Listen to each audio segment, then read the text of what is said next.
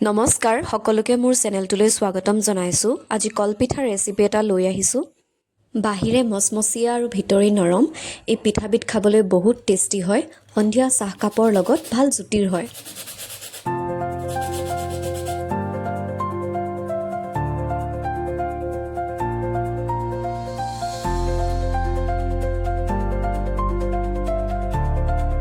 আহকচোন আজিৰ ভিডিঅ'টো আৰম্ভ কৰোঁ। পিঠাবিধ বনাবলৈ 3টা পকা কল লৈছোঁ। বাকলিকেইটা এৰুৱাই লৈ এইখিনি চামুচ বা খুন্দনাৰে পিটিকি ল'লোঁ।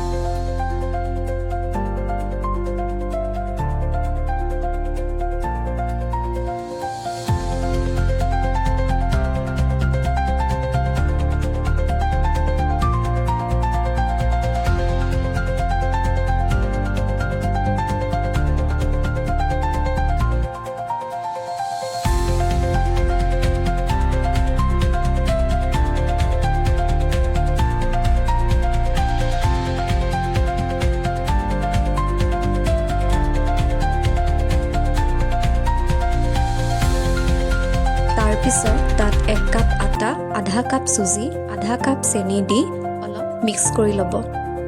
কলটো যিহেতু মিঠাই থাকে তাৰ কাৰণে বেছি চেনি ব্যৱহাৰ কৰা নাই।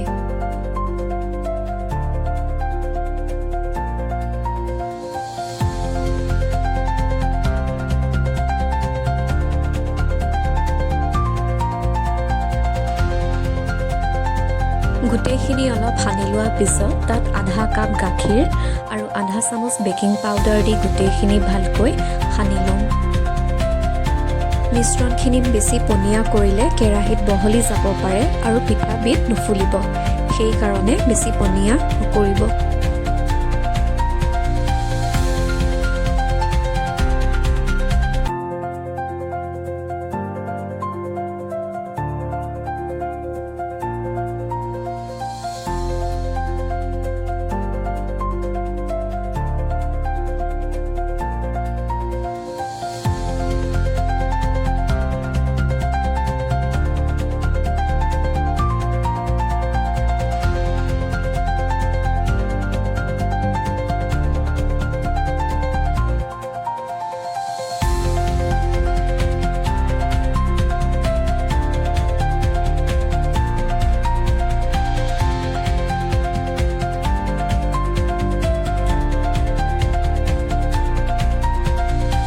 এতিয়া কেৰাহীত তেল গৰম কৰি লৈ হেতাৰে অলপ অলপকৈ মিশ্ৰণখিনি তেলত দি দিছোঁ। গেছৰ ফ্লেমটো মিডিয়ামত ৰাখিব। পিঠাখনৰ ওপৰত যদি এনেকৈ তেল দি নাথাকোঁ তেতিয়াও পিঠাখন নুফুলিব। পিঠাৰ তলৰ ছাইডটো ৰঙা পৰাকৈ ওপৰত ভিডিঅ'ত দেখুওৱাৰ ধৰণে তেল দি থাকিব লাগিব। পিঠাখনৰ তলৰ ছাইডটো ৰঙা পৰি আহিলে পিঠাখন লুটিয়াই দিব আৰু মাজে মাজে হেতাৰে তাৰ ওপৰত তেল দি থাকিব। যেতিয়া দুয়োটা ছাইড ভালকৈ ৰঙচুৱা হৈ যায় তেতিয়া নমাই ল'ব।